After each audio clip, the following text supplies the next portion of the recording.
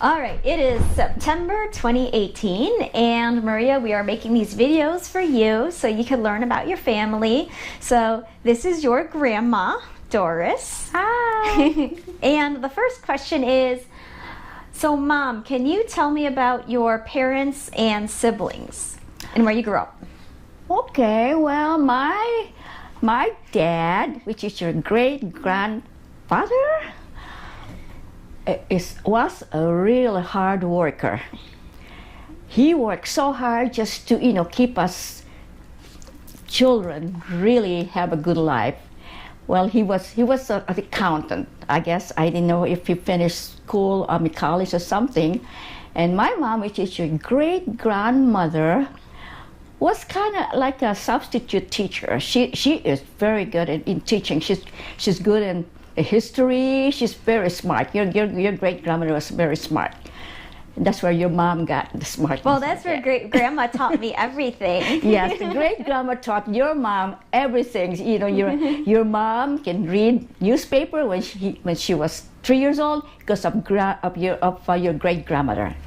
But she did not work when we were born because during that time, the mothers really don't. They just stay home. They take care of the kids. That's the difference between then and now. Is at that time they take care of the mothers used to take care of their kids and the husband. So she did not work, but she's once in a while she used to work at the internal revenue during tax times. That's why during January and February we got lots of money because my mom worked at the internal revenue doing the taxes for all the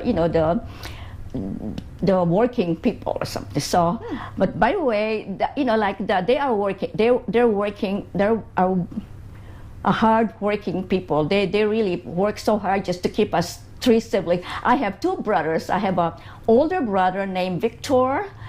And well, he's gone now. He passed away maybe 1995. Yeah, 1995. So he had cancer. And I have a younger brother named Emmanuel, which is, I guess, the father of your godmother, Muriel or something. Yeah, so, Uncle Emmy. Uncle Emmy. so like I said, I'm in the middle. I have two brothers. I have a older brother who passed away during the war. At that time, they had some kind of epidemic when he was, name is George. He had, an epidemic when all the babies were dying during that time. He was born in 1940, and during the war, they had, all the babies were dying, and he passed away when I didn't even meet him at all. So, anyway. Like I said, so I have my two brothers. The oldest one, Victoria, was a chemical engineer, and my youngest, Uncle Emmy, is a mechanical engineer. So they're all retired now. So, all right. So, what is one of your favorite stories of childhood? There's a lot of stories during childhood, but my favorite one is that I have cousins. And we all live. All of us, the cousins, we all live in a compound, a family compound. There's 3 houses, and my cousins and my brothers, they're all boys. I was the only girl, and the cousins. I have two cousins, close cousins, and 2 brothers. What we do when we were little is we used to play baseball. And I was always the catcher. I was a tomboy or something. And during that time too, I remember that too, that I wanted to be a bus driver. So did I. So we pretend we're in a bus, and then I drive the bus. And I wanted to be a teacher too. I had so many, I have so many wishes that I wanted to be, but I think the bus driver is the best. That's where you got it from. So anyway, I grew up with 4 boys. So I was a tomboy. I used to climb, trees. In fact, I broke my arm because I was climbing trees and I fell down. I was in a cast for so long or something. So But anyway, that's how I remember. But that was the best thing is when I was living with my cousins. We were living in 3 houses together, and we used to play every day. And my uncle Juanito would, like, every night. We he takes us in his car. He's got a big Impala, and we go out to the town, and we have ice cream every night during the summer. That's nice. What city was that? That's in Cubao, Quezon City. Okay. Yeah, you should have seen that one. I know. Yeah, you should. But like I said, that it was really nice. So I miss that. Yeah. I miss that. I miss my and it's so different now. But I have cousins. That's a good thing. As I have 4 boys who protects me, especially my older brother, Vic. He was my protector. So He was mine too. yeah, that's true. I call you Melissa. Melissa. Yeah. Can you tell me, I remember one story I wanted to tell Maria, but how did your mom, what did she do when you and Uncle Emmy and Uncle Vic were fighting? Oh, because okay, I was really close with my younger, Uncle Emmy. It's Uncle Vic who I was fighting. Yeah. So one time, and your Uncle Vic, this is the oldest one. He's the smarty in the family of all 3 of us. He's a very smart dude or something. But anyway, and I always fought with him. Like at one time, we were fighting so hard. We were upstairs in one bedroom, and we were yelling at each other, and we were fighting, and I don't know what for, but we were yelling at each other. And then my mom would say, stop that, but we weren't stopping. So my mom came running up the stairs, and he's got 2 knives. I said, kill yourselves. And so we stopped. But I had, because usually my eldest brother, Uncle Victor, was very smart. He's like how you said, smarty. That's who, he's got so much to say that I don't know. He's just a very smart, and he's always talking smart things. All right. So it sounds like it was a lot of it was fun in the Philippines, but why did you decide to leave? Well, it was a fluke. like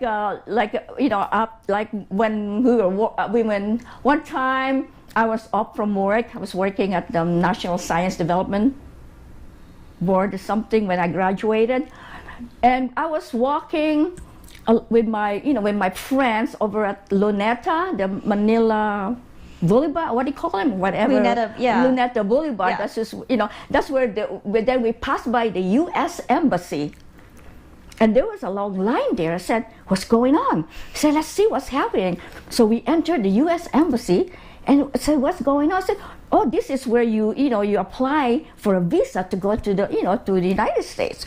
I said, ooh. I said, then that's my friend said, let's go, let's apply. Maybe, we won't get there, but we'll apply anyway. So we did. We filled up our forms and everything. And then and we submitted it. And when we got home, we didn't even tell my parents. I didn't say, nothing. And then after a week, we received a letter and it says U.S. Embassy. And my mom said, what is this for? I said, I don't know. So we opened it, and it said that, hey, you can apply for an immigrant visa. Just fill up the form, and you can go to the U.S. or something. So, and I asked my mom, said, I don't want to go. And then my mom said, no, don't go. But it took me a while to really do something about it. And then I talked to other people and said, why not? It's your chance now. It's your chance. But I had a job there, and I was working for the government when I was in the Philippines. So anyway, so I said, okay. I mean, I can always say no. Mm-hmm. So I did, and so I applied, and I got my physical. I got my, I took the test and everything. And after a couple of weeks, another letter said, hey, you can go anytime you want to. So, whoa, I said, what am I going to do now? Mm-hmm. So, like you said, no, we didn't, at that time I don't know, like I said, I had a good job, so, but But anyway, so they just kind of convinced me. Say, why don't you go? So I prepare for everything, like so I got my third preference, which is what do you call it now? What visa is that? It's a professional visa. Right, working visa. Oh, working. It's not working visa. It's professional. Okay. It's a working visa is different from a professional. Working visa, you have a job here waiting for you. Oh. But the professional, you don't have any job. You just go there because you're a professional. You know. So I did. I prepared everything. You know, I got everything. I had. You know, my mom and dad bought me all the clothes and all the supplies I have. So after a month or so, I left. I left. So when I came to Cleveland because I have all my my cousins. You haven't met them. Well, hopefully you'll meet them. You know, your cousins from the Philippines, which is my aunt. I have my aunt here and lots of cousins. So I ended up here in the Philippines. I mean, I left the Philippines and ended up here in Cleveland because, as I said, when I came over here, I wasn't even lonely because I have so many relatives staying here already. So that's how I came here. Yeah. And then after just having fun here, visiting stuff and everything, and I found a job at Union Carbide. It wasn't really a good professional job. It was just an assistant, but I found it because like I said, I'm new here, so I figured, hey, a job is a job. So that was, that's when I came over here. So. How did Grandma and Grandpa react when you decided to go? Did they convince you to go, or did they not want you to go? It's mixed. They wanted me to go because that's the only way I can, pursue my career or something. Because they know that being here, in U.S., it's a lot of people who wanted to come here, which they could not come. Mm-hmm. But I might as well take my advantage of my profession, so being professional. So I figured they said, yeah, why don't you go? And I know they didn't want me to go because I was the only girl, I was the only daughter. So, but then it was kind of sad for them. At the airport, you used to see my mom, go, I wish you met your great grandmother because she was really something else. But you ended up bringing everybody here. Yes, of course. Because when I came over here and I had a good life. I mean, compared to the Philippines, of course, I had a good life. I have a good job. Well, even though it's not the job that I wanted, because I like I said, I wasn't working as a professional engineer. So, and I'm bringing money, I'm taking home money, I'm sending money over to them, so they can buy anything they want. Yeah. And your Uncle Emmy said, take me there, come on, give me, please, take me there. And then my brother, which is Uncle Vic, came here, not through me, but through, they have they're professional too. So they came with your Aunt Kathy or something, Kathy. Aunt Kathy. They came over here and they, and then I claim your great-grandpa, Dionisio, I guess his name is Dionisio, I guess I didn't say the name. So I claimed Dionisio as my, as a family, visa or something. So then my dad claimed my mom. At that time, my mom did not, didn't come in with my dad because she had a little problem. She had like a tuberculosis or something, so they have to check, make sure that she's fine before she was granted a visa. So, but anyway, while waiting for my mom to come, my dad claimed my younger brother, your Uncle Emmy. And I guess that visa passed through. So Uncle Emmy came in with with my mom. So both of them, came here at the same time. Mm-hmm. So maybe a year after my dad was here. Okay, I didn't know Grandpa was here first. Yeah, Grandpa was here first for a year. In fact, he worked. He worked with your Grandpa Tom, Daddy's dad, got him some job, some odd jobs or something. That's why he was collecting Social Security because he he worked. So anyway, yeah. So well. So who was here by the time I was born? Both of them. Grandma and Grandpa were here? Yeah, they were all here. Oh, okay. They were all here. So, but then they became citizens. Remember, you were at the... I was there. You were at the, because they have to wait 5 years. Mm-hmm. So they were here maybe a couple of years before you were born. Because you were 3 years old, I think, when you were just a little babe, a little girl when we went to have the oath or something. Oh. So, yeah, but all of them were here when you were born, yeah. Because, it's true. And then Uncle Emmy is your godmother's dad. So Mariel, they had Mariel. Yeah. And she's 3 months younger than me. So that's how it all goes together. Yeah. Yep. All right. So the next chapter is, how did you meet Dad or Grandpa? I met your Grandpa Joe, at work when I was working. We both working at Energizer now, which is called Union Carbide then. At that time when I first came there, and then when I first worked there, your Grandpa was in Vietnam. He was serving the army. He was in Vietnam. So after serving Vietnam, I don't remember when he left, but he came in like after 6 months, and at that time, when I first met him, I said, your Grandpa, during that time, he was very handsome, with all this hair and everything. And he's always, and I said, this is a playboy. I said, he is a player, he was a player. So I said, And then after a while, a friend of mine, which is a friend of your Grandpa, told me that, hey, this Joe Britton wants to meet you. You ask for your telephone number.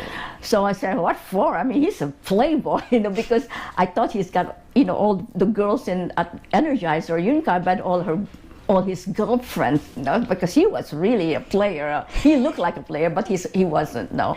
But anyway, so I gave him, I don't know why I gave him the phone number, and he called me and I said, hey, you want to stop for, a drink or something? And I did.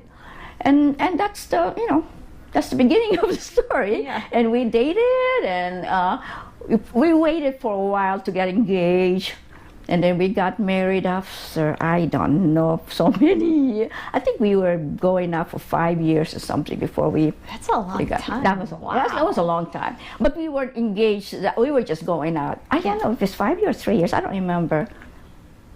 I don't even know what year. 73.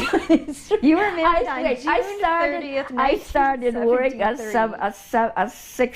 1969. Okay. I met your dad maybe 1970. Okay. Oh, that's only 3 years then. Yeah. Okay, I was only 3 years, not 5 years. Okay. Good thing I'm here. Maybe you should cut. That's why I want Dad here. I want your dad here. So anyway, so that's the story, and Grandpa was a really good husband, put it that way. I was the drama queen or something, but he always makes sure that I always yelled at him. Up to now, I always yell at him. So so I hope you marry somebody like like your grandpa, or just like your dad. Your dad is the same thing. So. All right, so then you had me. Yeah. And what was after so many years? Yeah. Yes. So parenthood, what is a fond memory, the most surprising thing, or a funny story about being a parent? You know what? We weren't thinking of having any children. We were married in 73 and we had you at 79. So it's a long time. Mm-hmm. Especially those days. Yes. But one time I said, maybe we should have somebody, to take care of us when we're old. So I said, okay. So we did. So we had Melissa, and I was 33 years old then, so I was at that time I was considered old for being pregnant or something. So I had her, and she was a cutie. At first, we were gonna name her Michelle. When I was in the hospital, I said Michelle. I said, "What's the name?" I said Michelle. And then we got the newspaper, and there's a headline. It said that a girl named Michelle did something to her parents. So I said, "Wait a minute! I'm not gonna call her Michelle. I'm gonna call her Melissa." So that's why she's a Melissa now. She could have been a Michelle. That was my first choice, was Michelle. So anyway, when she was growing up, she's not as talkative as you are. Yeah. Her favorite, the first word that she learned was, "Why? Why? Why? Why? Why? Why?" But she doesn't, you're more talkative than her. But she's smart though. She's smart just like you. And she loves to sing. She loves music. And Grandpa will tell you what happened when she was playing with your grandpa's, stereo system. But anyway, and when she was growing up, she did not. She's just a picky eater. She was a picky eater, not as picky as you are though. But she eats a lot of baba. Of course, that's all she drinks. A lot of baba. She's a little skinny or something, but not as small as you are, But anyway, every time we go on vacation, when she was like maybe 3, 4, 5, we have to make sure that there is a Dairy Queen around very close, because that's all she eats are chicken fingers and French fries. That's all she ate. Chicken fingers and French fries. I still like chicken fingers and French. But she ate a lot. And then we took her on vacation, like when like at work, I used to go and give presentations to in different cities or something, and we always drag your mom and your grandpa, and they always came with me everywhere I go. And all the time when she was in kindergarten, first grade, during school year, we asked the teacher, said, can we take her out of school, because we want to take her on vacation. And they said, yeah, go ahead. I mean, she's smart anyway. She can catch up when you guys come back. And besides, she'll probably learn a lot more things during vacation, especially in Mexico, when we went to Mexico, remember? So she went, she went to, she was, your mom was a very easy. We didn't have a hard time, when she was growing up. But she was very smart, though. She's very smart, because she can read the newspaper when she was 3 years old. So. Yeah, and that's a funny story, because I went to this daycare called Les Chaperons Rouge, and I was reading the newspaper. And Madame Moga, maybe you'll meet her. I'm sure you'll have met her by the time you see this video. But Madame Moga wanted to show off her school, and she said, "Oh, look, she can read the paper." And the person that they were trying to get into the school said, "Oh, where did you learn that?" And I said, "My grandma. She didn't let me do it anymore."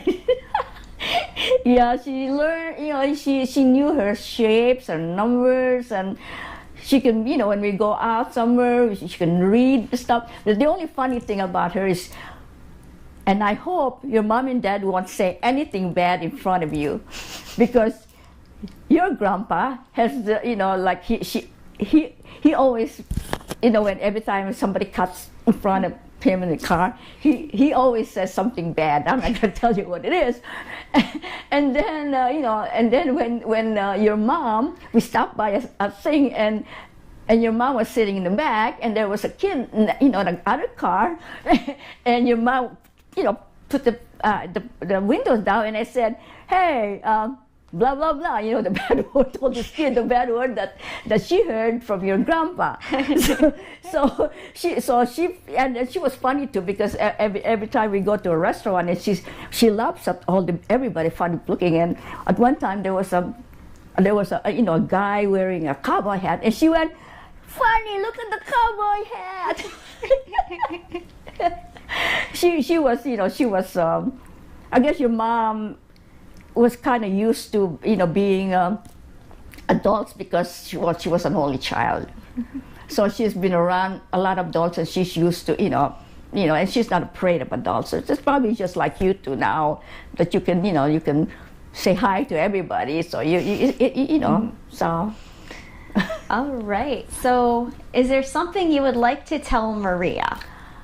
Well, right now, eat.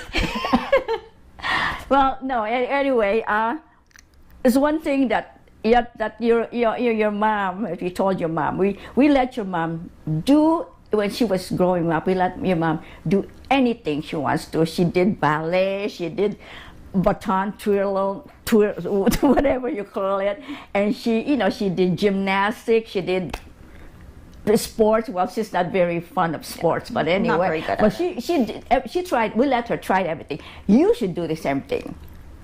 And well, right now, you love music. I know you're gonna love music, and you have grandpa to teach you guitar, and your mom and dad can teach you piano. Well, Maria, Mookie, whatever your name is, Boo Bear. Hopefully, when you're older, your grandma and grandpa are still alive. We wanted, well, I don't know. We want to be there at your wedding. But anyway, if not, it's okay. But the first thing that we wanted to tell you is respect your parents, respect your mom and dad, love them, and do almost anything they tell you, because they know better. They're older, they're smart. So, but listen to them. And the second one is, don't let anybody persuade you to do this, do that, do whatever you want to a point, and ask your mom and dad if it's okay. But don't like if somebody is talking against you, tell them, nah, that's okay, because it's either maybe they're jealous of you or something, because you're a beautiful girl. You're gonna break a lot of boys' hearts, and you're gonna be a smart kid, because your parents are both smart. Your grandparents are smart too. Your mama, your nana, and your papa are smart. Everybody in your family is smart. You belong to a smart family. But anyway, that's all I wanted to say is that, and eat, eat a lot. And this time, you don't have to eat all vegetables. You can eat anything you want to a point. And like I said, just do anything you want. If you want to play tennis, if you want to play, if you want to play piano, guitar, just try it. That's what we did with your mom. Your mom tried everything, and she kind of decided what she wants to do, so. And I guess, and study hard. Study hard, and don't date anybody with tattoos.